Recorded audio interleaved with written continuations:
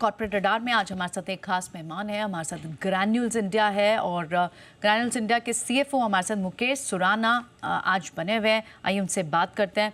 बहुत बहुत शुक्रिया mister Surana, thank you so much for being on the show with us. समय निकाला आपने, बहुत बहुत शुक्रिया। पहला सवाल मेरा रहेगा, अभी हाल ही में हमने देखा कि यूएस एफडीए से रिसेंटली एक इंस्पेक्शन हुई थी आपकी वन ऑफ द फैसिलिटी की, एपीआई यूनिट की, और वहाँ पर उस इंस्पेक्शन के बाद एक ऑब्जर्वेशन भी मिली। अभी मिस्टर सुराना, क्या अपडेट है, क्या नेचर ऑफ ऑब्जर्वेशन है और इसका इम्पैक्ट किस तरह से आप पर पड़ सकता है? धन्यवाद ग्रैन्यूल्स इंडिया लिमिटेड को आमंत्रित करने के लिए। ये इंस्पेक्शन अभी रिसेंटली हुई बोंतपल्ली यूनिट में, और एक छोटा सा ऑब्जर्वेशन है ऑन अ प्रोसीजरल एस्पेक्ट। हम हमने द ऑडिटर को क्लैरिफाई भी कर दिया है, और ऑफ कोर्स ऑफिशियली रिस्पांस भी दे देंगे, और हमको नहीं लगता है कि इसका कोई इम्पैक्ट है। बहुत बहुत शुक्रिया मिस्टर सुराना ये क्लैरिफाई करने के लिए, क्योंकि बाजार थोड़ा सा इसे इस तरह से इस लाइट में भी देख रहा था, क्योंकि आपकी ये facility one of the largest single site paracetamol API manufacturing unit भी है, इसलिए हमारे लिए अहम हो जाता है सवाल। लेकिन उससे पहले कुछ और जो दूसरी जो न्यूज़ में रहे ग्रैन्यूल्स, एक वजह ये भी थी कि आपकी जो गगलपुर फैसिलिटी थी, I hope I took the write name, इस फैसिलिटी पर भी अपडेट बताएं। यहाँ पर भी रेमेडिएशन एक्टिविटीज़ गोइंग ऑन थी, क्या बड़े कंसर्न थे? यहाँ पर भी शायद एक वार्निंग लेटर मिला था। जी बिल्कुल।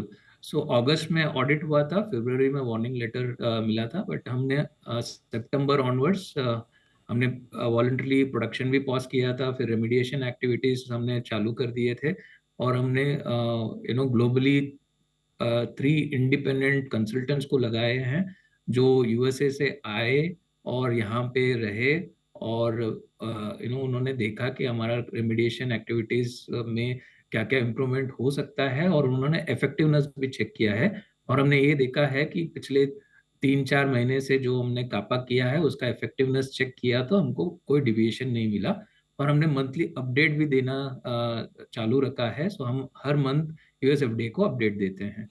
एब्सोल्युटली। अभी या जी। जी, नहीं, बहुत ज़रूरी है एक्चुअली, जब आपके थ्रू क्लैरिटी मिलती है व्यूअर्स को, इन्वेस्टर्स को, आपके शेयर होल्डर्स को, तो ऑफकोर्स थोड़ा कॉन्फिडेंस और बढ़ जाता है कि कंसर्न बहुत बड़े नहीं हैं। लेकिन एक जो ब्लैंकेट कंसर्न दिख रहा है वो सारी ही फार्मा कंपनीज के लिए दिख रहा है, और वो है यूएस के टैरिफ का। हालांकि अभी आया नहीं है, लेकिन बार बार इस तरह की बात होती है। अगर ये टैरिफ आते हैं यूएस में, क्योंकि आपका भी एक बड़ा रेवेन्यू का कंट्रीब्यूशन आता है, लगभग 77% of your top line is contributed from that area, आपको कितना इम्पैक्ट पड़ सकता है? किस तरह के रिस्क आप देख रहे हैं, और क्या कोई रिस्क को मिटिगेट करने का तरीका भी निकाल रहे हैं? जी, 77% आपने जरूर सही बोला Q4 का, और ओवरऑल देखें तो 70-75 के आसपास रहता है।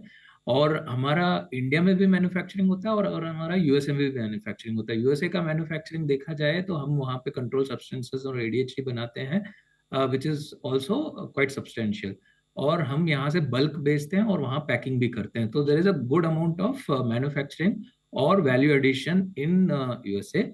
और देखा जाए टैरिफ का क्या इम्पैक्ट रहेगा, हम ये समझ रहे हैं कि हमारा इम्पैक्ट काफी कम रहेगा as compared to others, because हमारा वहाँ पे फैसिलिटी भी है, और हमारा मार्केट लीडरशिप और कॉस्ट लीडरशिप है। और उसके अलावा ये अप्लीकेबल होगा, तो ये अप्लीकेबल होगा सारे सप्लायर्स को, और सारे सप्लायर्स एक कॉस्ट तो ऑब्जर्व नहीं कर पाएंगे, और इसको पास ऑन करना पड़ेगा यूएस कंज्यूमर्स को। और हम ये लग रहा है कि ये टैरिफ अप्लीकेबल होगा नहीं होगा, खास करके जेनरिक ड्रग्स जो अफोर्डेबल मेडिसिन होते हैं। यूएसए देख रहा है कि ब्रांडेड प्रोडक्ट में कैसे लगाएं, और वैल्यू एडेड और इनोवेटिव प्रोडक्ट्स में कैसे टैरिफ लगाएं। यही हमारी समझ है अभी के लिए, बट या टैरिफ आएगा तो हमको नहीं लगता है कि बहुत बड़ा इम्पैक्ट आएगा हमको। ओके, ठीक है, तो आपके लिए बहुत बड़ा इम्पैक्ट यहाँ नहीं दिखता है।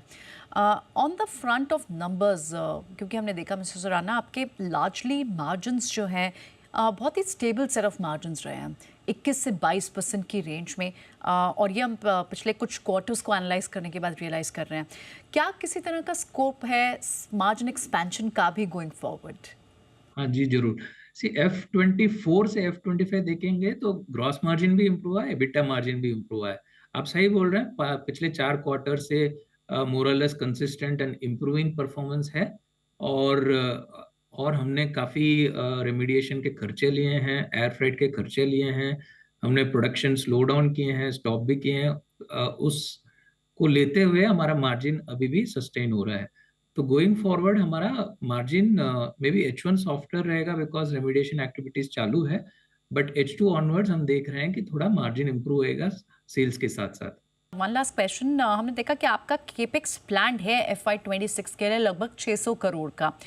इसका करंट स्टेट ऑफ एग्जीक्यूशन का है, आप कहाँ यूटिलाइज करने का इन फंड्स को प्लान कर रहे हैं, अगर आप कुछ डिटेल्स शेयर कर पाएँ। 600 करोड़ हमारा प्लान है, और हमारा जो फॉर्मुलेशन फैसिलिटी एक्सपेंशन है genome valley, which is on one more plant of 10 billion capacity, उसमें हम पेमेंट करेंगे कैपेक्स के रिलेटेड। और उसके अलावा कुछ एपीआई फैसिलिटी, कुछ ऑनको फैसिलिटी और कुछ पेप्टाइड के भी कैपेक्स प्लान है। All right, okay, all right.